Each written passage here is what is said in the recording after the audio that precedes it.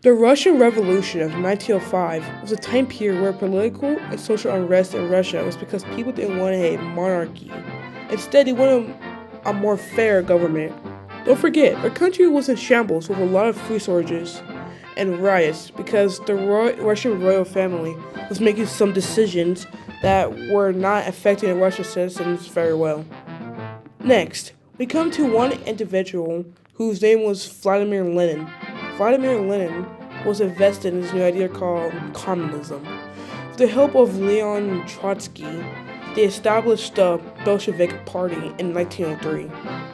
The start of the Russo-Japanese War is what started it all because Tsar Nicholas II thought it would be an easy way to win back the people, but it tremendously backfired on him and all of Russia was about to go crazy. And all it took was one minor event to happen. But what anyone would realize, that event would come much, much sooner.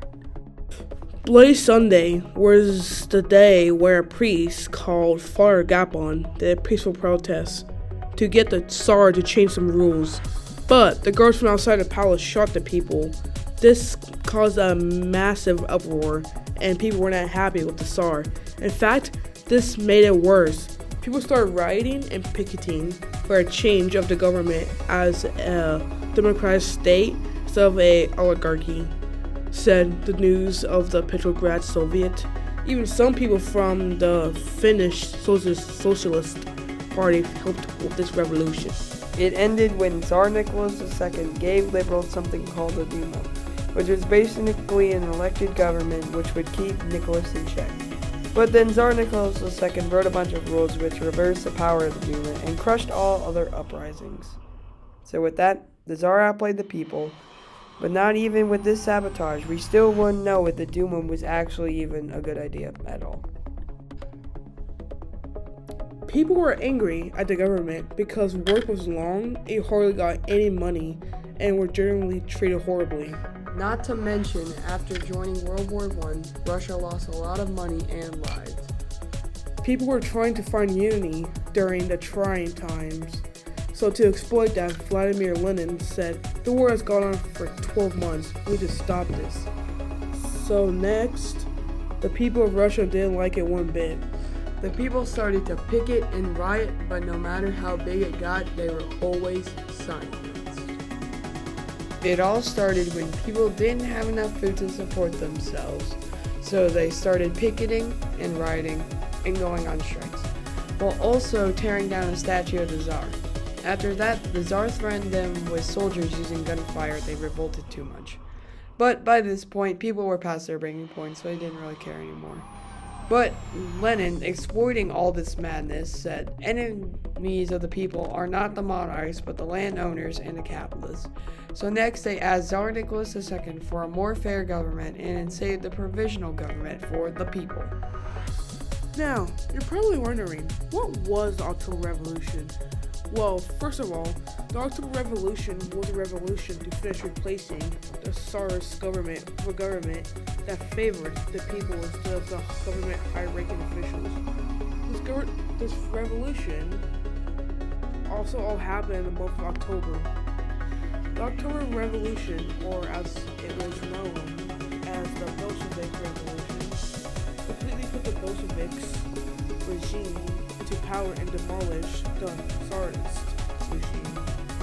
The October Revolution happened because of the corruption of the government, which left people unhappy and angry.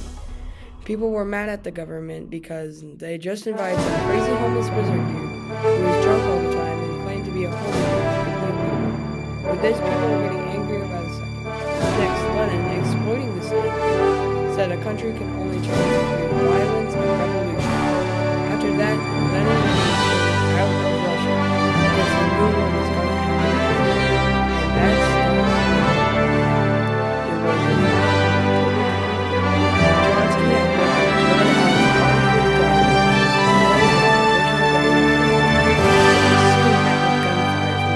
the government building officers. As Trotsky said, the guards were no help at all because they were easily steamrolled. But anyways, it was the people's government. It was now the people's freedom. It was the people's Russia. cursing in the streets, saying all power to the Russian citizens.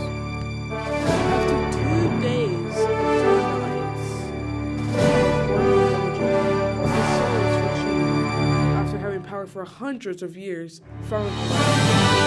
The Bolsheviks finally established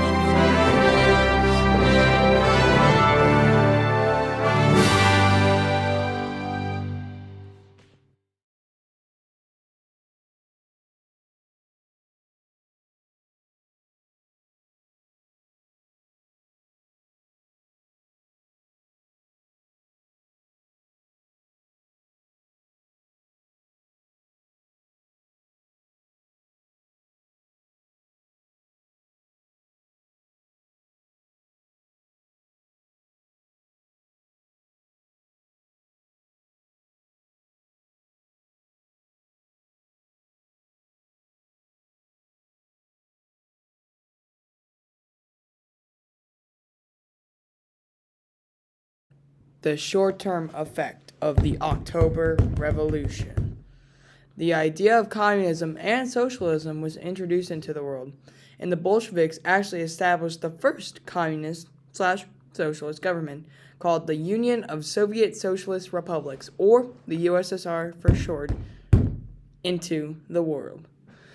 And it was actually one of the last countries that kicked out their monarch. But with new governments being instated, there will always be opposition, and that opposition came in the Russian Civil War of 1917. Now, after the main head of the Bolsheviks, Lenin, died of a stroke, which left the General Secretary Joseph Stalin in charge, who then probably booted out other famous Bolshevik member, Trotsky, and established a dictatorship. Then, after World War II, the USSR gained East Germany and made a whole new catastrophe. long-term effect of the October Revolution. The USSR went on to become one of the most powerful countries of its time and became a rival of the United States of America, or USA for short. And then they're in the world with nuclear devastation and the nuclear arms race. With a short period of threatening for the doomsday in form of the Cuban Missile Crisis, they also had something with the U.S.